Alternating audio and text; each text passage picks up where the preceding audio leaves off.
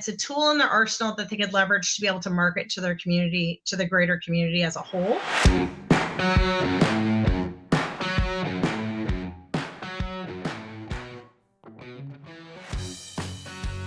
Hello, everyone, and welcome to another episode here on the Collision Vision, driven by Auto Body News. As always, I'm your host, Cole Strandberg, and today we're continuing our OEM series with a conversation about what it really takes to turn certification into strategy.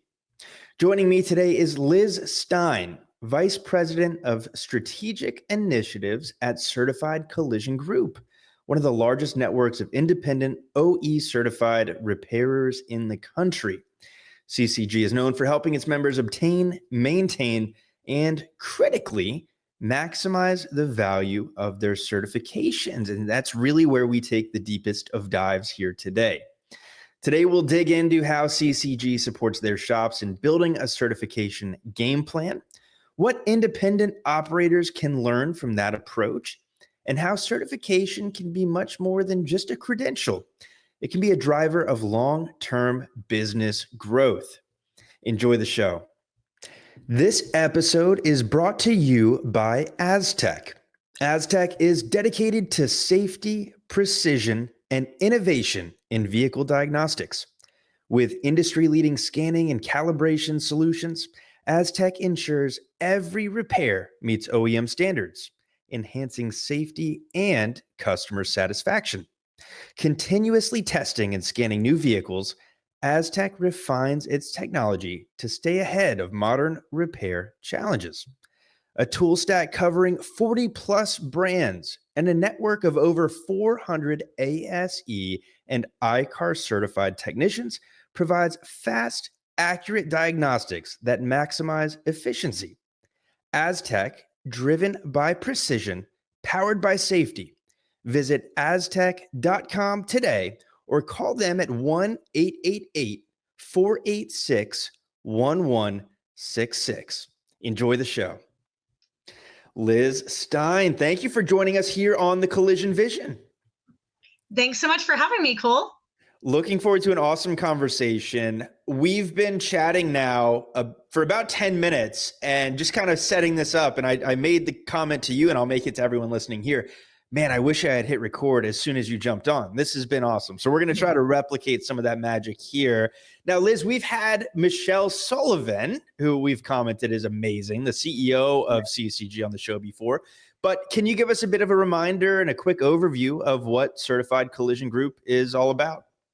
I'd be happy to, Cole. We are a network of over 1,100 body shops in North America. And we are all independently owned and operated facilities, which what makes our group unique is that every one of our shops has at least some form of OE certification, meaning that they met that manufacturer's tools, equipment, training, and modified facility requirements. That's unique in our environment. Absolutely. Now, just given your background and given kind of that checked box that you have to go ahead and join the network, why has CCG placed such a strong emphasis on OEM certifications? Because we want that as a differentiator between our shops versus other shops that are in the market that may or may not have the right tools, equipment, training, or modified facility to be able to fix the consumer's cars in those marketplaces.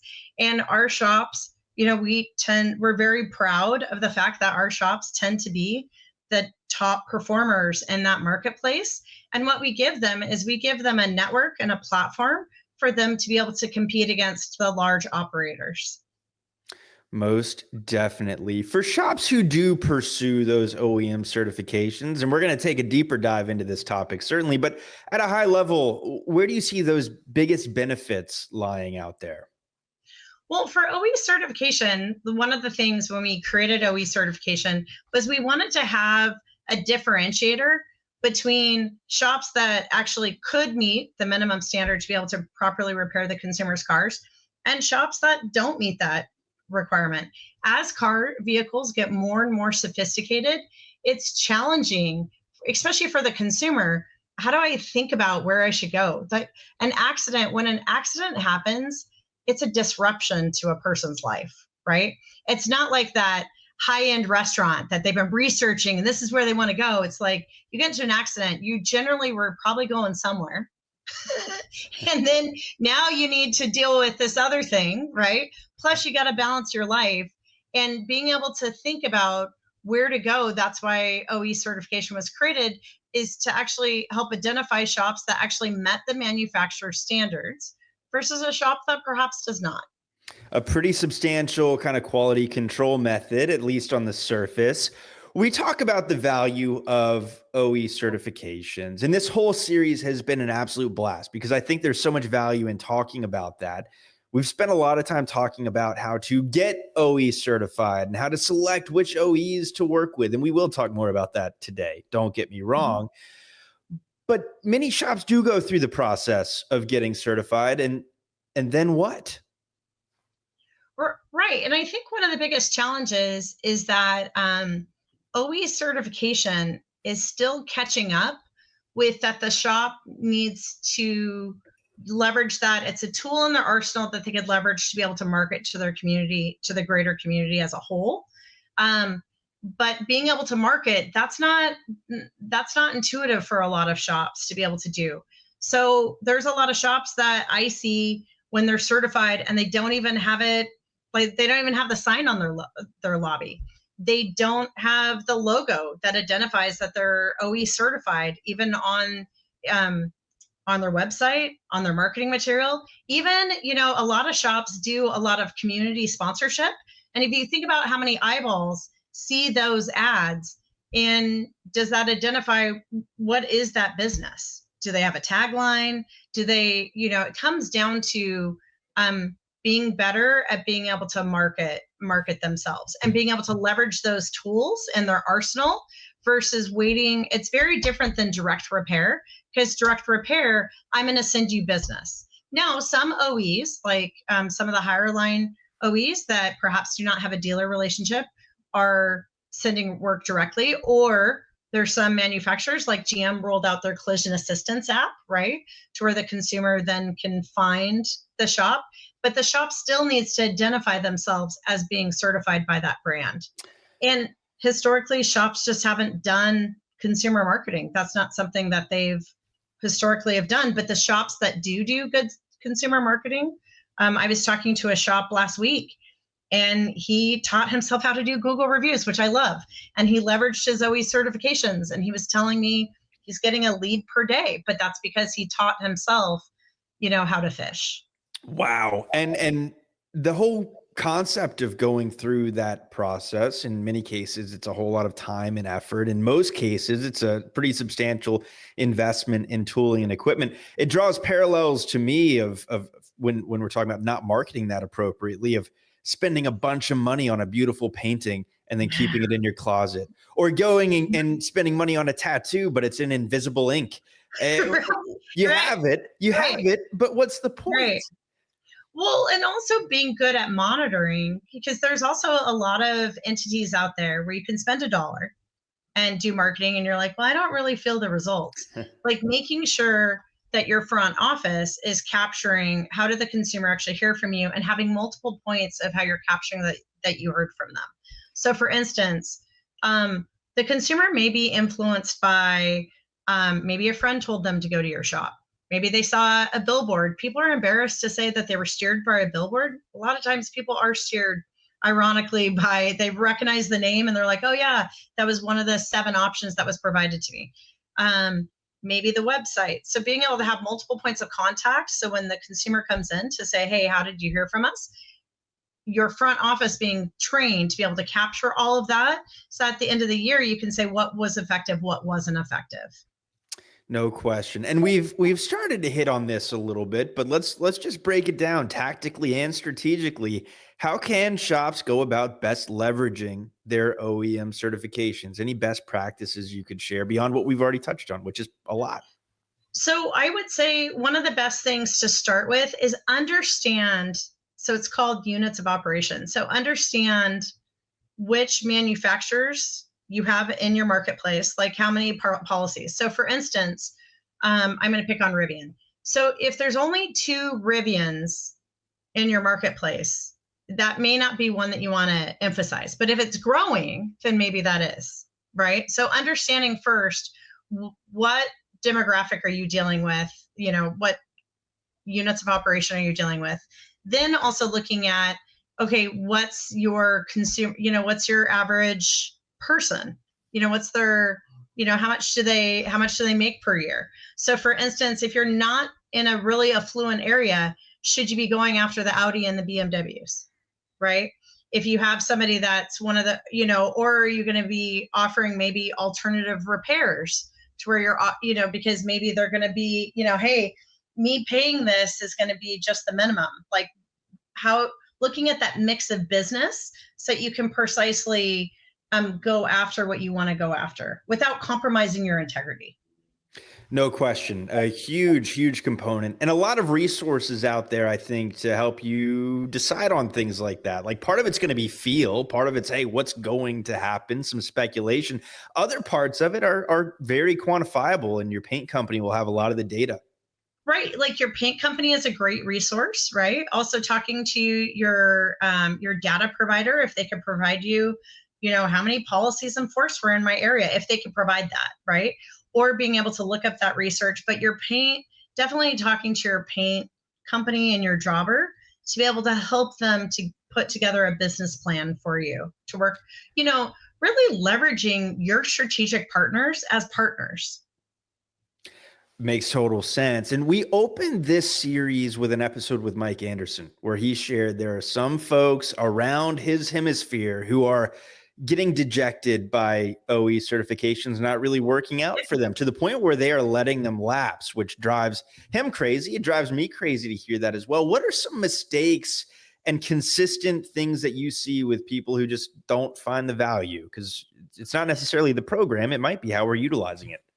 Well, I would say it's 2 things. So one, knowing where that business existed, right? So do I even have that business in my marketplace, or did I pursue that certification because I just wanted this cool plaque on my wall, but it really isn't, it isn't the demographic that's currently today in my marketplace. And 2, really going down to, what am I doing to leverage that relationship? So if it has a dealer, so let's say that there's a dealer component with that manufacturer. Am I able to work with that dealer to help be able to build a further referral source? Am I maximizing where I could get the different referrals from? Absolutely. And part of the beauty of OEs to me is that you're not necessarily waiting for business to walk in the door. There are sort of levers that you can pull in terms of partnerships to create more value for, certainly in the case where a dealer sponsorship is necessary. There you go. Right. And being able to figure out what am I offering? Because that dealer is also in business, right? So what am I offering that dealer? What can I offer that dealer? If they already have a body shop, am I offering like, hey, could I be your overflow? And if the answer is no, then now you know that the answer is no. Yeah. Yep. Right. Now you know when you might be barking up the wrong tree. Right. Or maybe I need to do some creative consumer marketing. And what am I allowed to do? Looking at like with the manufacturer, they all have certain rules of how you can leverage the approved logos, right? And how can I leverage those approved logos in my different, marketing materials? And like I said, being able to test some things out to see, hey, is this generating some leads, and what's the possible way to be able to generate some leads? Another great way, experimenting. In some markets, social media works. Some markets, social media doesn't work. Now, people don't want to hear about collision repair. We know that. But what they may be interested in, like for instance, somebody who's a mother of 2 teen daughters, right? Everyone's heard my horror story about how my youngest got into an accident the day she got her license. We will never let her live that down. But one of the things, driving tips, what to do in case of an accident, like making those types of things instead of making it infotainment, right? So it's informational, but it's also entertaining. Yep. Well, we talked about this in our pre-show call. You put good things out there, good things come back. That's true in your marketing. Try to educate, try to give. The same is true in the case of a sales role with hey, you're building a body shop organization by way of OEs and dealership relationships. For folks who don't have a ton of experience in sales, the golden rule is give before you Right. ask. Create value. Well, in 7 points, so there used to be an old statistic, and it still holds true, that it takes 7 brand impressions before the consumer buys, right? So in collision, we're even more challenged because they don't want to think about our brand until they want to think about our brand. And then when they're thinking about our brand, it's an immediate need. Yeah. Right. And what that immediate need is, take away the pain, make it go away. Yeah. Right. So for instance, when we talk about, all of us can share our consumer experiences being on the other side of it, right? But generally, like I said in the beginning of the conversation, you were going somewhere. Now all of a sudden you got to take care of this. Yeah. Right. Who are you going to call? Who's going to be your influence? Right. Who's in your ear? Because you just want someone to help take care of the pain. And, looking at, as the market's softening, for collision repairs to look at, hey, are we doing things the same way that the guy down the street is? Are we doing things slightly differently? Right? Like, why are we only open 8 to 5? Do we offer concierge? Do we offer car clinics to teenage drivers? Because you know what? When you market to the teenage driver, you get the parents, right? Mm-hmm. And on average, there's 3 cars per family when you have that type of driver on average. So, except in those markets that are blessed with public transportation, mine is not one of them. Good luck trying to find a bus. Yeah, good luck trying to find a bus schedule, right? So, are you offering to where you're top of mind in your community, and that's what you want to be, as top of mind, regardless of the influence. Absolutely. I want us to take a step back because we're kind of doing this backward. We talked about how to leverage OE certs. Now I want to go back to, all right, you're listening to our conversation and to this series on the podcast about OE certifications. You guys are beating me down. I want to get OE certified. I want to learn more. I want to fix cars the right way and leverage this from a branding potential. For those shops, what does a realistic path toward certification look like? And what should they be thinking about as they embark on that journey? So so it depends. So working with your organization. So for instance, with CCG, our shops tend to work with me. And then I help them with what the minimum, if they want an OE certification, we go through what the required tools, equipment, and training are. And that way they could, and for any shop, that's what I would recommend, is go on the OE site to see where the tools and equipment and training requirements are, and then go through your shop and see, do you meet that criteria? If you don't, realize this: the OE is not asking you to have additional tools and equipment or training that is not required to be able to fix their car.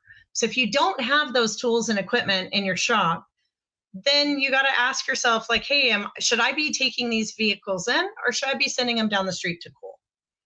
Right? So first of all, starting there. Next, you should be talking to the administrators of those programs of, okay, well, what is the cost, and be able to evaluate that. And so to evaluate, like, okay, I have this list. I know what I need for the tools, equipment, training.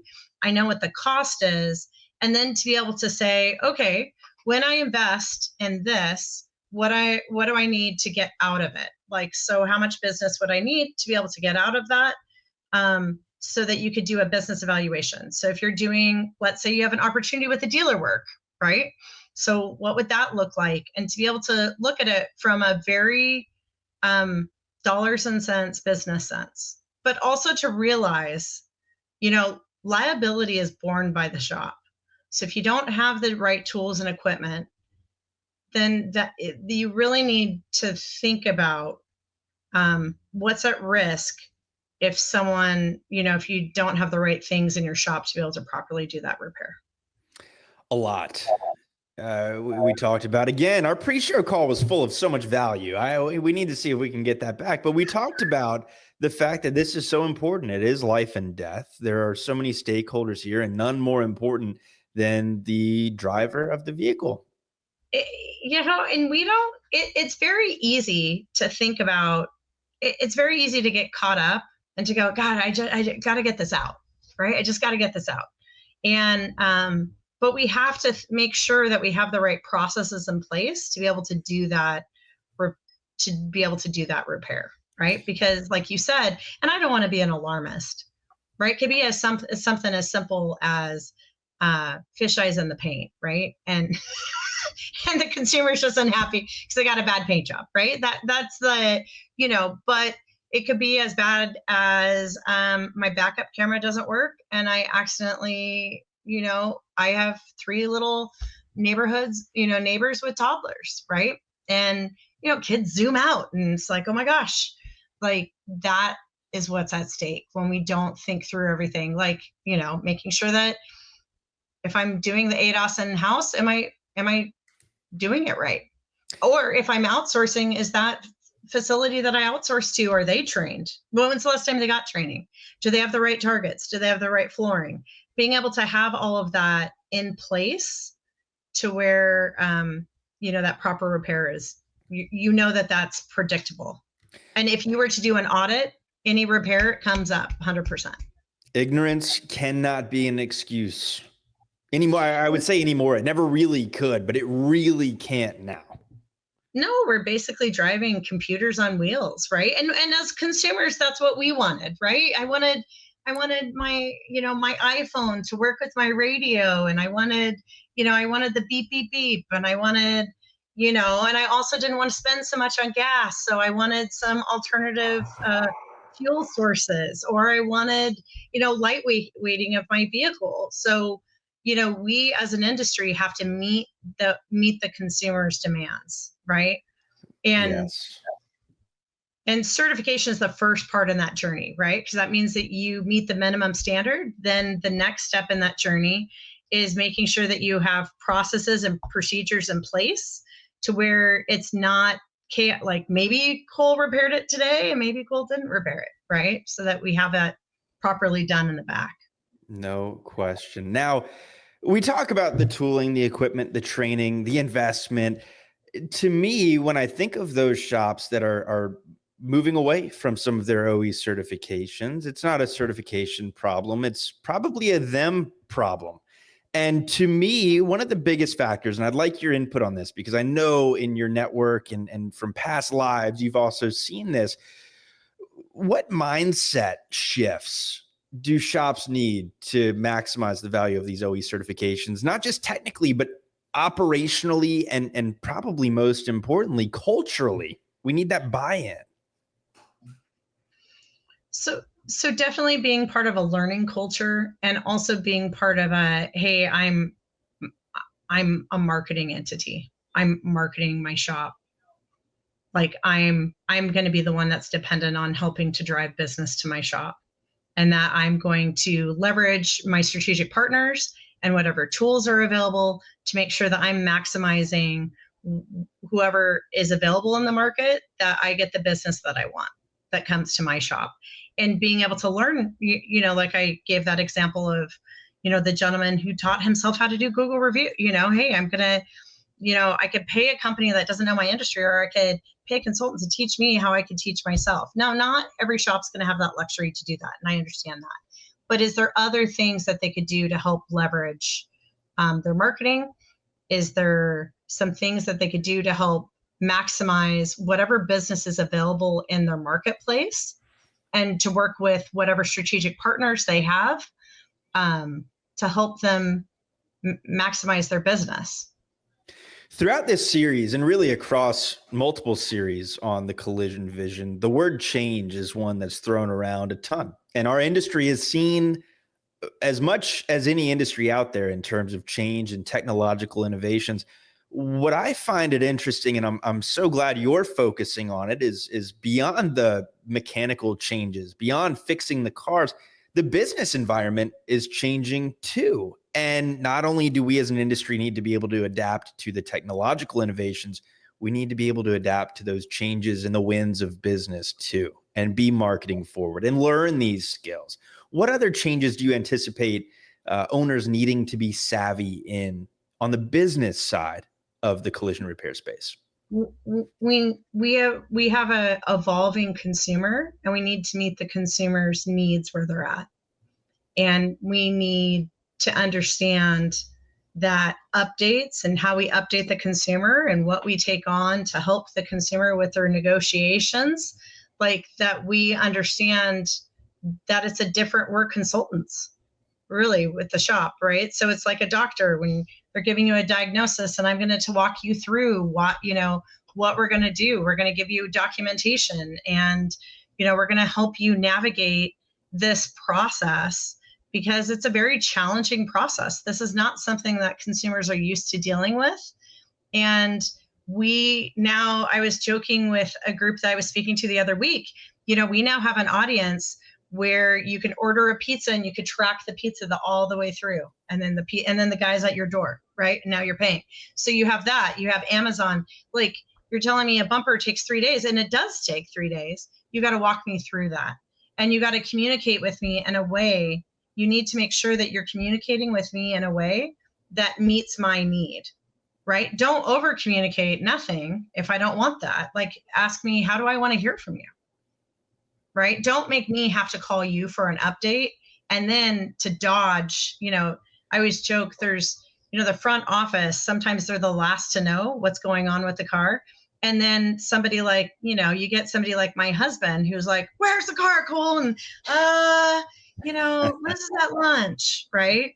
Yeah. So to be able to anticipate, hey, Cole's going to want an update pretty proactively because Cole forgot to add the rental car to his insurance policy, and he's probably going to be eager to ditch that $48 a day. So he's going to want an update. So we should probably give him an update sooner rather than later. And how do we build that process in? Well, there's some great electronic solutions to be able to take advantage of, to empower our people to have full transparency and visibility. But those things are going to matter in the future because consumers are becoming more sophisticated in what their needs are, and we need to meet them where they're at. No question. Another reference to our friend Mike Anderson, right? Customer expectations are not related to the collision repair industry at all. They don't adjust expectations by industry anymore. They're used to, I did it yesterday. I needed some hair stuff. I clicked a button and it was here this morning, so I could be here with you and have the hair in decent shape. Otherwise it would have been a mess. That's the level of responsiveness and serviceability and ease that customers look for. And it's a very challenging thing to adapt to, but the insights there are valuable and greatly appreciated. I want to talk a bit about the network of CCG, and you've been involved in multiple networks, and you work with a ton of independent operators. Going back to the spirit of give, and then ask, I'd love to know if there are any kind of key lessons or takeaways that independents can apply from what you guys do at CCG into their own business. So for us, with our shops, being able to maximize like our network, we're really fortunate that our network gets to work very closely with their strategic partners to help leverage the business, to be able to compete on a larger and more sophisticated playing field. And we're really fortunate to be able to have this hands-on relationship. This is a lot of these shops I have done business with several years, and they're some of my favorite shops in the industry. And I love getting to work, the opportunity that we get to be able to serve them and be able to work with them. But shops really leveraging all of their strategic partners and their relationships, and realizing at the end of the day, business is a relationship game. So in how you treat others is really going to pay dividends. So making sure that understanding how, are we maximizing our opportunity together, or am I just getting the bare minimum because I haven't asked for more? So being able to learn from some of those strategic partners and being able to take those lessons and figuring out a strategy on how you're going to implement that in your business. Because that's the other thing, is you can get presented with a million ideas and you want to execute everything, and then you execute nothing. We've all done that, right? So being able to say, okay, I'm going to do this one thing and I'm going to give yourself a deadline. Like, I'm going to get this done by this time. Right.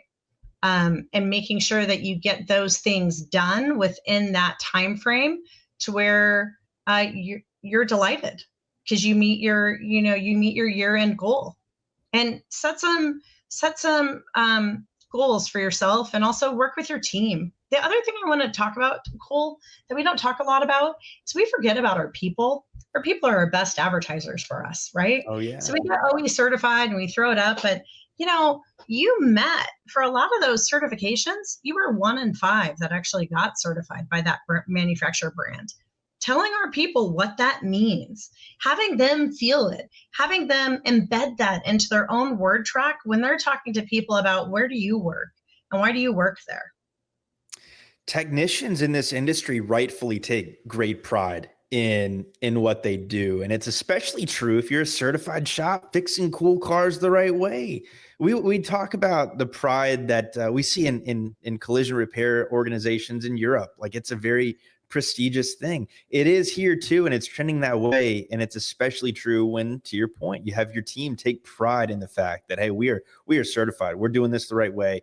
I'm not on a manufacturing floor, nothing against manufacturing, but I'm an artist. We're doing this. We're an engineer meets artist.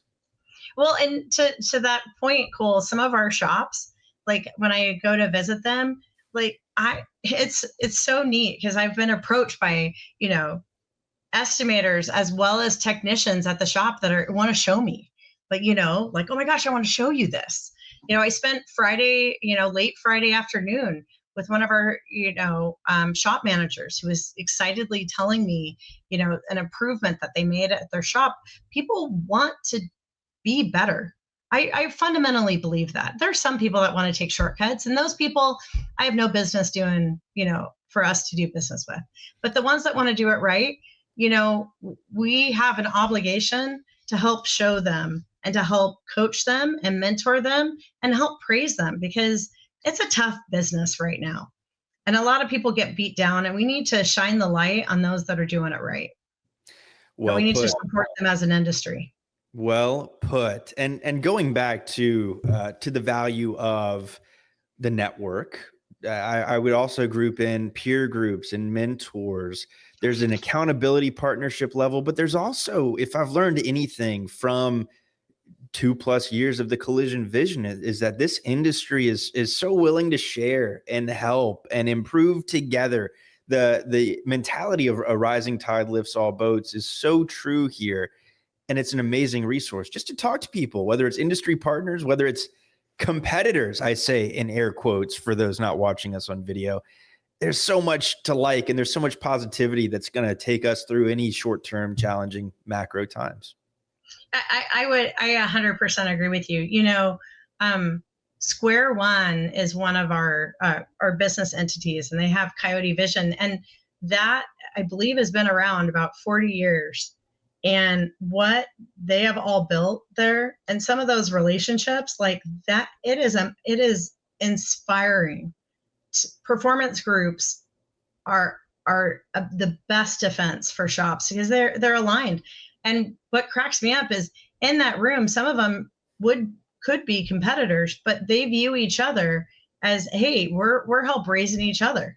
We're help making our businesses better. And I'm so impressed by that group of people. And also, performance groups in general, you're getting with your peers and you're holding each other accountable, because it's very easy to keep your head down. And there's a lot of, I mean to, I should, I could, I would. And then, market gets soft. Now you're mad. But it's like, okay, what am I going to do different? Right? And that group, you can't go in. Like, I know Coyote is one of them. I know there's other 20 groups. It depends on, they're all different. So what flavor works for you if a shop's not part of one? But absolutely they should be a part of one, because there's nothing better to coach shops than other shops, and especially someone that's walking in your shoes. Game changer, no question. I want to reel us back before we part ways to the OEM portion of the Yeah, conversation, because you and I could get off on so many that's tangents right. and chase so many Right. rabbit holes. It's been a pleasure speaking with you. Asking you to pull out your crystal ball for a little bit. Where do you see the industry as it relates to OEM certifications here over the next 5 years? I I think we're going to see some significant changes in some of the programs and how they're facilitated. I think we're also going to see some changes in how those programs are communicating with the consumer or not communicating with the consumer. So I think some will get stronger and some may evolve into something else because one of the things that I think OEs right now, there's several OEs that are really working hard on trying to wrap their hands around what's the best method to communicate to the consumer and when do we communicate to the consumer, right? Should we, point of sale is tough because it's already 45 minutes. They're trying to get out the door, right? So then how do I remind the consumer that they have a network? How do I know that that network's doing things properly? I think we're going to see some OEs may seem like they're going to take a step back before they take a step forward. I think it will evolve as the consumer's evolving because the manufacturer is going to want to know that that car was repaired properly. But how they're going to be able to do that, they have to determine that. Such an interesting dynamic, right? The macro and the micro sort of collide there. Right. They're not going to want to get, because you can't be at the shop and audit every repair. So looking at data, I think there's going to be some analysis, like kind of taking a step back and doing some analysis. But in the meantime, shops can leverage what they have to be able to market and see what marketing is effective in their area, because look, every market is different. No question. So keeping that future outlook in mind, one question to kind of land the plane here and let you get on with your day is, if you're an independent shop interested in pursuing OE certifications, what are you doing now to improve your business and to make sure you can compete in staying up with and thriving in this challenging environment?